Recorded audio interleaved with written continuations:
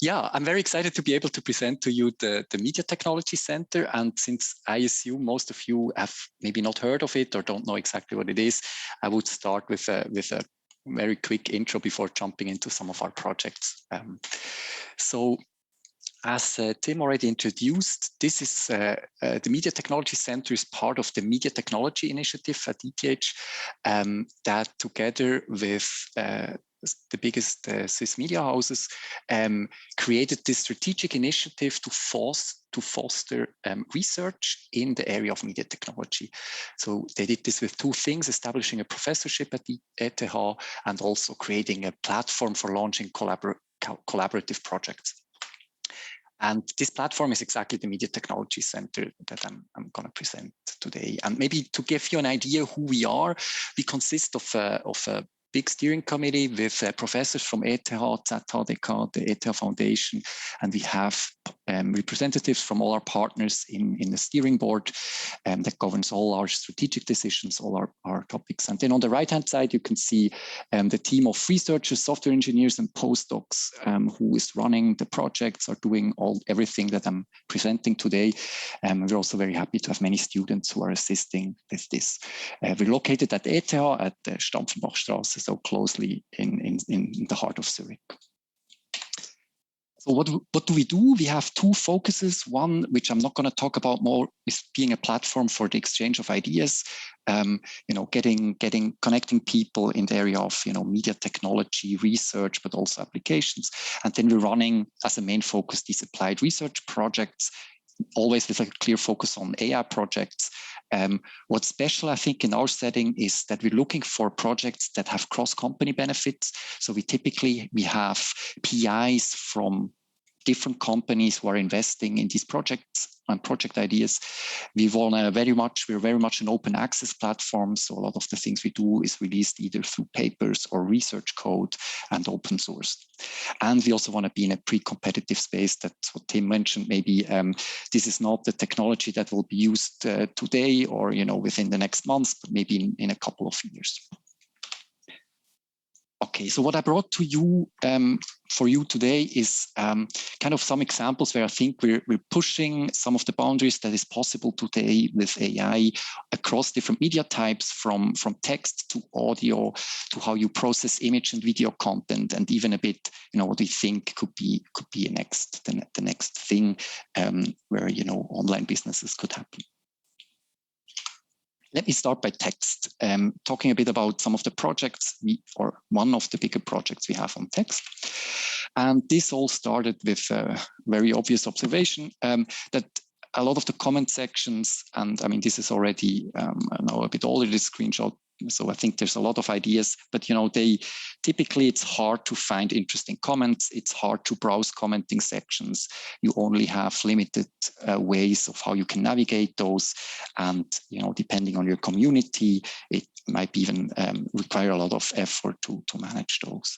And of course, we did not have a solution completely to that. What we were interested in is just, can we use AI technology to provide additional task categories? Now I hear an echo, but I think it's now gone.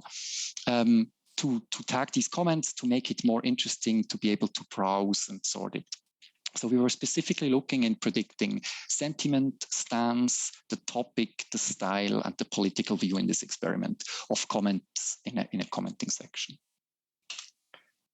So for many of you, this will be very familiar, right? What we used was just transformers. We trained pairs of texts on, for example, here, stance, agree and disagree of two articles with each other.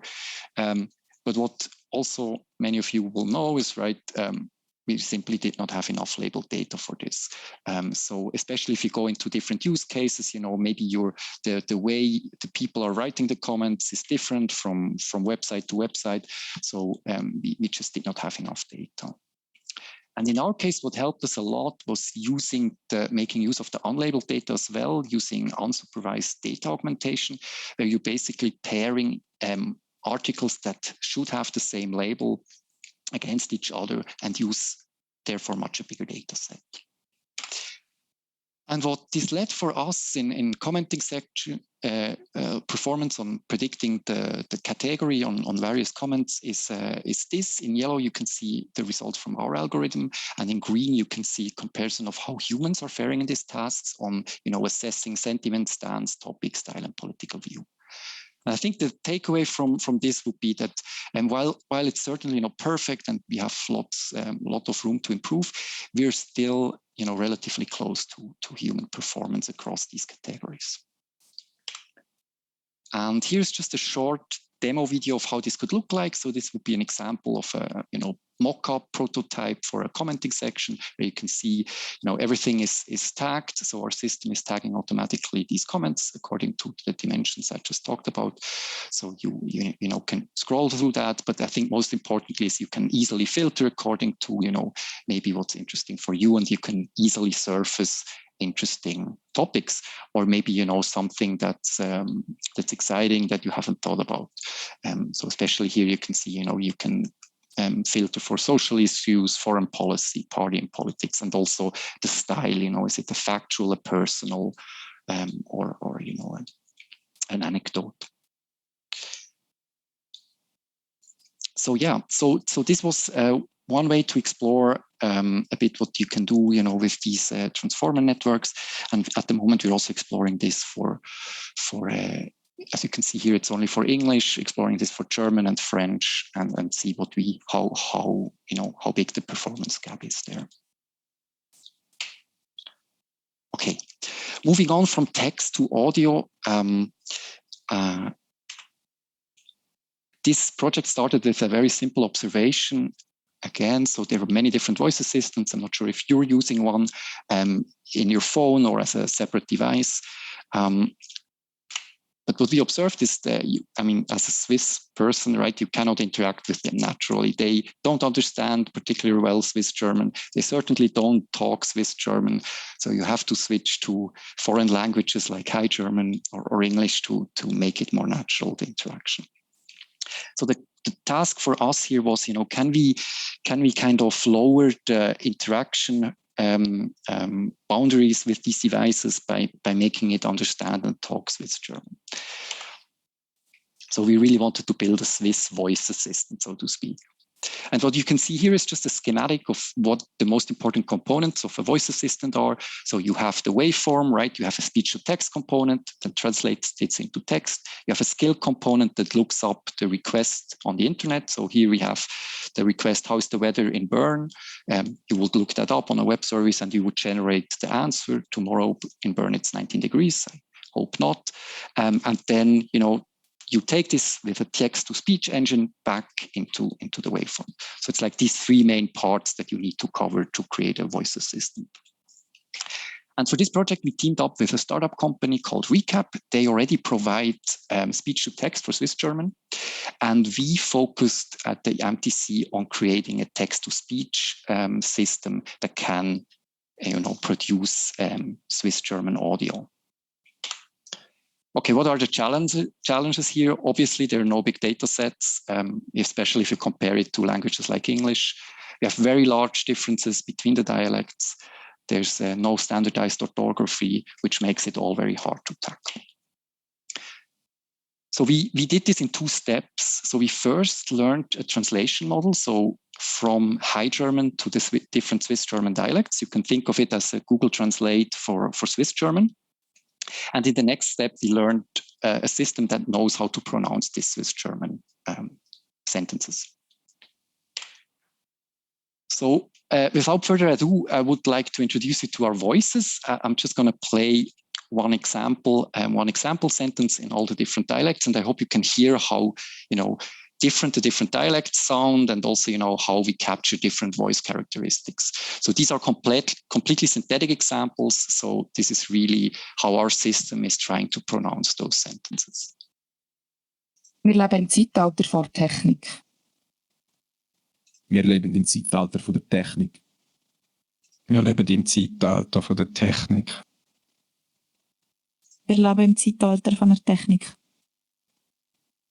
Wir leben im Zeitalter von der Technik. Wir leben im Zeitalter von der Technik. Wir leben im Zeitalter von der Technik. So I hope you could hear this well. We cover female and male voices with all the different, with these different dialects, and it creates an understandable, quite natural sounding voices so far. At the beginning, I was talking about voice assistants. So what you heard is just one part of that, and I want to show you a quick demo of how our prototype system now works as a real kind of Swiss voice assistant. Hey Minecraft. Welcher Dialekt wird verwendet?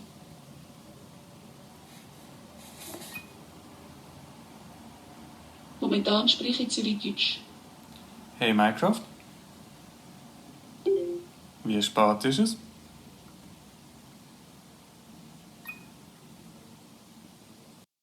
Jetzt ist es 20 ab 3. Hey Minecraft. Erzähl doch mal einen Witz. Wie unterscheidet man deutsches Bier von einem holländischen Elfmeter? Das deutsche Bier geht immer rein. Hey Minecraft. Wechsle Dialekt zu Bündnerdeutsch. Im Moment, ich wechsle den Dialekt. Dialekt wechseln zu Bündnerdeutsch. Hey Minecraft. Wie wird das Wetter am Freitag?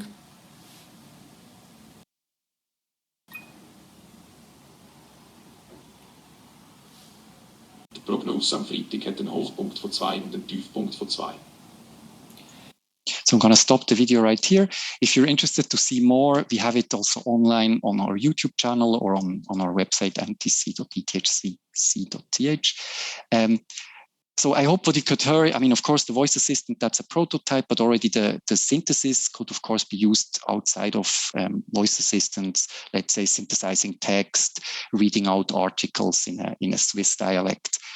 So we're exploring currently how this could be used for different products. The next project I want to highlight is in the area of image and video processing. And this project started basically from a need from some of our partners who are, often looking for the perfect image for their article, a teaser image for the website, and this is typically a very time-consuming process. Even if you have a very good photo agencies, you still have a lot of pictures to look through, even if you're, selecting the very good keywords. So we asked ourselves, can we teach algorithms and PCs to understand aesthetic concepts of images? So can we teach them what makes a nice, beautiful image? And for this, we started by some of the more technical aspects, what makes a good image, right? Like color harmony, the content, maybe the field of depth, if there's any motion blurs, if there's maybe some symmetry in the image. So things that are kind of objective in a way, where you could say, if you look at this image, for example, and you compare it to this image, then I hope many people would agree that, the first one was more aesthetically pleasing, because here, for example, the lighting is quite bad. But this obviously is not enough. So we moved on to extracting more high-level features on, what you can see within the image, or how an image is framed. So this is just one example of the shot type. So is it a close-up shot, the extreme close-up shot, the medium shot, or a medium close shot? And this helps you to, first of all, filter the content, but also can inform what kind of image this is and, what kind of aesthetic properties you're looking for. Still, this is not enough, right? There's a lot of subjectiveness in this. So we performed some human evaluation to learn human preferences for specific use cases, where we just ask people to rate images against each other and learn from these preferences of humans and try to replicate that or mimic that with our algorithms. And what you can see here is a prototype tool that allows you now to search images and videos according to these properties. On the left-hand side, I mean, it's a very prototypey, right? You can see that you can filter according to an aesthetic score, a shot scale, and a shot movement.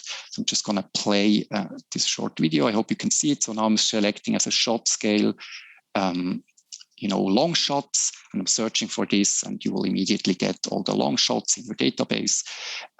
You can, of course, select, that you only want to see shots with a certain aesthetic score, and maybe for, a static scene, and you will get that. So you can kind of do these aesthetic queries on top of your other queries that you would anyway do.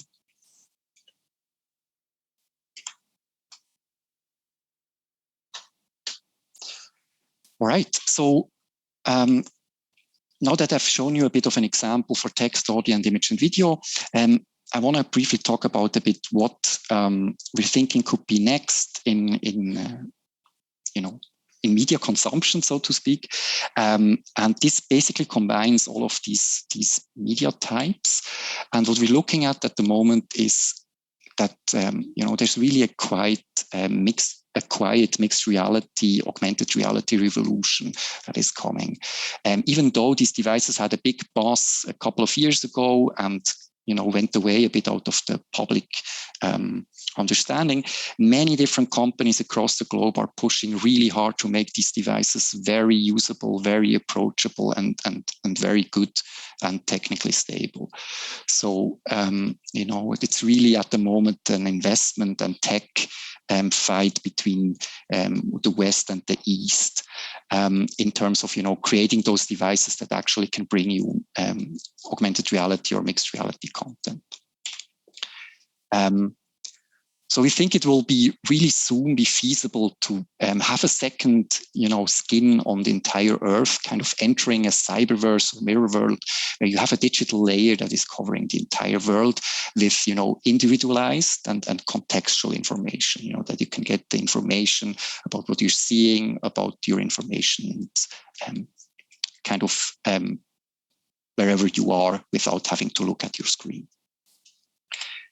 However, it's nice to have devices, but you also need exciting content, and you need, to make content creation as easy as possible. So our focus is really on how can we make content creation in AR intuitive or as easy as it is today to create, a video on YouTube or to upload something on Instagram. And I'm just going to show you some of the projects we're working on in this realm to give you a bit of an idea, what directions you could take. The first one is a tool for fast prototyping of city-wide augmented reality experiences. So imagine you want to cover Zurich with an augmented reality experience.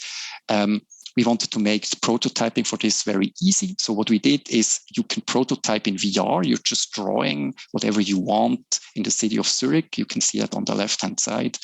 And, our tool takes care of transforming this into an augmented reality experience exactly at the same location that you wanted.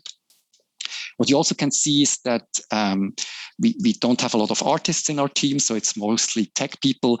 So, but I hope you get the point. This content can of course be arbitrarily complex and nice.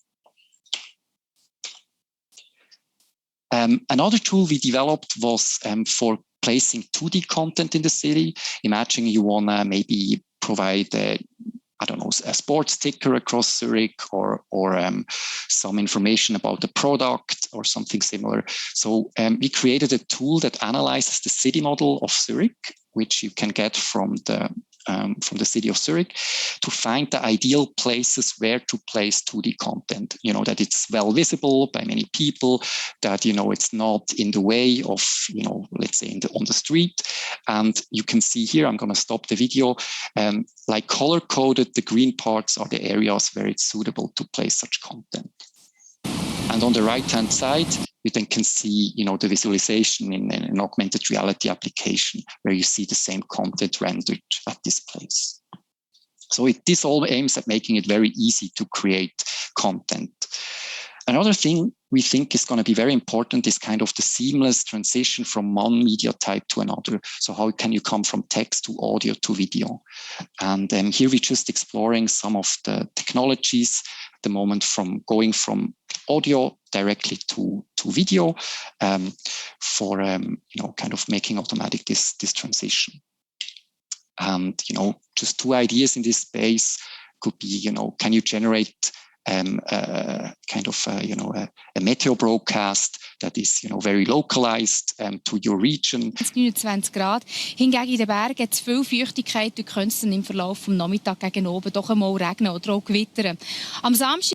So what you could hear here is that we put a Swiss-German voice on top of a German news anchor, but of course you can mix and match this, for example, with local content, with let's say getting your personalized weather forecast show every evening, something like that. And of course, the same thing you could also do with sports broadcasts for niche genres, right, where you would maybe want to create some interesting, summaries of sport events that may be not covered or cannot be covered, by the traditional streams. Schweiz gegen Spanien. Es ist die dritte Partie in der Nations League. Noch fehlt der Schweizer Nazi ein Sieg in der Gruppenphase.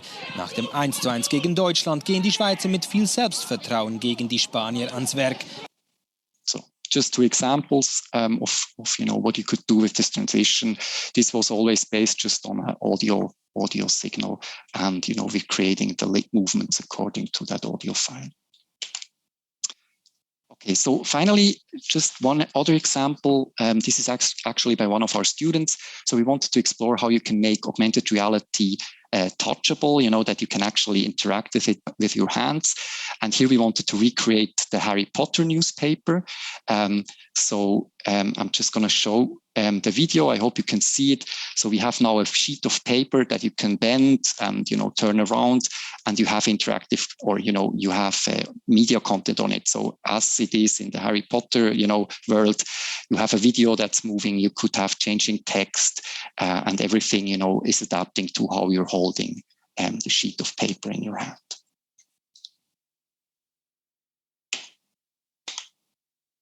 Okay, so this was very quickly just some of the projects we've been exploring and are still exploring across these different media types. There are many more projects at the moment ongoing. So if any of this sounds exciting, feel free to check out also our website, or to reach out. In general, we are open to new collaborations. So if you have project ideas, feel always free to reach out. And with that, I would like to thank you very much for the attention. And I think we're right in time for, I guess, some questions.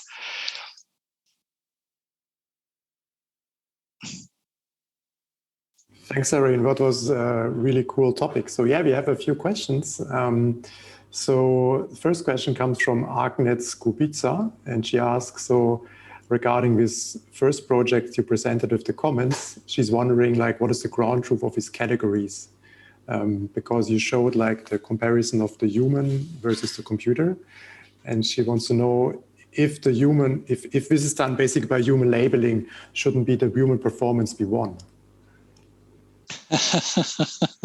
Yes, it is done by human labeling. But the thing is, thanks for this question. The task is actually sufficiently difficult that even humans are not agreeing on what the correct label is.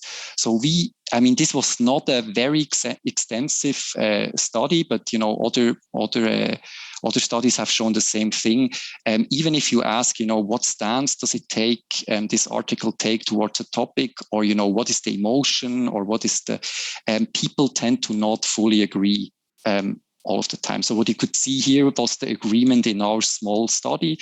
We had, I think, 10 participants, if I remember correctly, which were not always agreeing on these categories. So maybe calling it ground truth is already a little bit too optimistic. So. Yeah, I think I'm really not sure if there's, and I'm also not sure if this is ever feasible, right? This is always it's always debatable what could be the right label. Okay, very interesting. Regarding the second project you presented with the Swiss voice assistant, so Christina is wondering, if you have any dialect which is very hard to synthesize, or are they all the same? Yeah, we do have differences.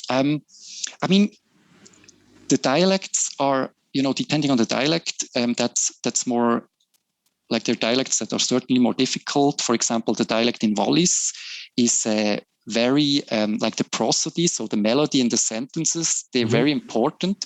So we're not doing a very good job at capturing those melodical features all the time. So you get, kind of weird structures. Actually, it also depends very much on the speaker. So in general, our models are dealing better with female voices than with male voices. This is mostly also due to the frequency distribution. So it just seems to be harder to generate a nice male voice. But definitely volleys and, some of the, let's say the farther you get away from High German, the more difficult it becomes, or the more data you need to record. So male voice of Wallis is the very tough one. Exactly. That's why we only have a female Wallis voice to make it a little bit easier. Yes. So, but how did you collect all the ground truth here for that kind of operation? Did you ask people from like some remote mountain villages to talk, or is there some database readily accessible to pull that kind of information? Yeah, that's a very good point. So there are some databases where linguists are exploring the different dialects, but typically they're not usable for data scientists or machine learning purposes because they're way too small, right? We're talking about 1-2 sentences.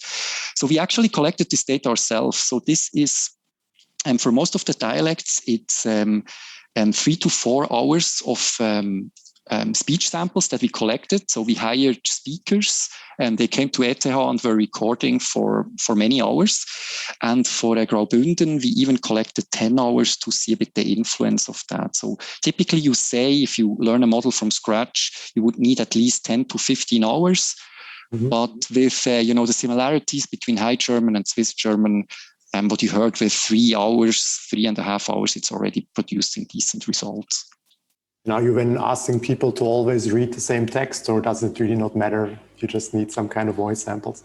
Yeah, we had a set of samples to make sure that we're covering a lot of, basically you want to cover, the different letter and phoneme combinations, right? That the model has seen a lot, but implicitly also sentence structure. So we made sure that our sentences are coming from, various different topics. Most of it is Wikipedia articles, basically random samples from Wikipedia. We also had some coverage of, like news topics, sports, to make sure. But typically for words that are German, it doesn't matter. Where we're doing a bad job, if you have foreign words, our model, for example, this one you heard, doesn't know how to pronounce English. Our model doesn't know how to pronounce French names. So this is things you have to separately make sure that it's doing a good job there. Mm-hmm. Okay, very interesting. And also to the audience, so like if you have any additional questions, just shoot spontaneously in the Q&A section of Socio. So another question, so like regarding the video, the aesthetic project, I think that might be quite controversial. I think, and I would be personally interested, like when talking about some universal aesthetic, did you run into problems about like having different opinions about aesthetics from different people, or did you find out that everybody is thinking about aesthetics the same way? I don't know. That's the key point in this project. Of course, from our discussions, and I think it's also quite obvious, depending on that there's not a universal concept of aesthetics. It very much depends on the context, what you're trying, especially if you're talking about aesthetics also in a, as an art, from a point of view, like if you want to express something, this is very hard. I think what we're trying more is much on a earlier stage, or, not at this, that we just can, give some advice to, what could be a better picture in a certain circumstances. And what we try specifically to kind of not go in that direction of a universal aesthetic concept is we're really training this on human feedback for a specific use case. So if you think you want to advertise articles, let's say interviews with people, right? What we're asking journalists or photo editors, what picture would they choose over another in this specific case? So I think only then it will provide a helpful tool. And the idea is also not that we're going to select, you have this thousands of images and we pick the best image. I think it's much more about getting rid of the maybe 500 that are clearly not suitable in this case. So I think it's more about filtering, or we're not even filtering at the moment. What we're doing is just sorting, and you're trying to make this, instead of whatever random order these images are in, and maybe time-based, we're just trying to sort it according to our prediction of the aesthetic. So I think this is really important, that it's not it's not the final decision by the algorithm, but it's just help to search these databases. Interesting. Like, talking about explainable AI, can you give any tips to the photographers out there how to make pleasing pictures? So, I wouldn't dare, actually. What's the easiest way to score a new algorithm? Yeah, I think it's the basics in terms of sharpness, color, depth of field. Like, these technical aspects play a huge role, and in general, just the vibrancy of colors. That's what we observed. But this also depends on what are people selected. Typically, if you have very muted colors, it's not considered to very aesthetically pleasing. But I wouldn't kind of dare to say at this point, this is the best way that we found out. Okay. Like, one more question we have in our Q&A chat. Yes. So, like the last topic you presented regarding the augmented reality. So, do we have any advice, like, for news and media companies, how to prepare for that future? Because that seemed to be a major shift in the industry. So what do you need now to hire virtual reality experts to be prepared in this field? So what do you expect? What we're thinking at the moment is, at this point, most of the work and the push is happening on the technical side, right? On devices, on getting this actually technically feasible. But I think, from our point of view, that this has any chance to, really be adopted, you need content, and I think you have to make it very easy to create content. So what we're actually trying to do in all of these projects is really lower the technical boundaries for this, so that you don't need to be, experts in AR to create content for this. So specifically, you don't need, like programming skills, or you don't need knowledge of, GPS systems or anything like that, but that you can just, maybe as you would do today, upload images and select a couple of filters or select a couple of ideas. We're very much working on, at the moment, kind of a vision for an augmented Niederdörfli. So we're looking at an area in Niederdörfli where we can really showcase all of the possibilities, 2D content that could be a news headline, 3D content, and, how you can make this as a interesting, useful, but maybe also a bit playful environment that, that is also, of course, mindful of the, the attention span of the person and not just covering everything with information. Mm-hmm. So I think there's still a lot of experiments that need to be done in that space. Being like here in a machine learning conference, where is the space for machine learning in this area? There's huge challenges. First of all, of course, a lot of the where you place things is based on vision, computer vision algorithms, understanding the surroundings, understanding the affordances. So what can objects offer in terms of, capabilities for virtual objects? Can I place something here? Is it visually nice? Is it not obfuscating? There are even security aspects, right? Understanding the environment. You'd never want to show content where, on a street where a car is running, could run you over. And then in addition, it's also about personalization and how you can make this in a way that is not intrusive to the user. So we're talking about, maybe federated learning. We're talking about recommender systems, context-aware augmented reality that needs a model and an understanding of the surroundings as well as the user. So I think there's a lot of machine learning problems to be solved as well.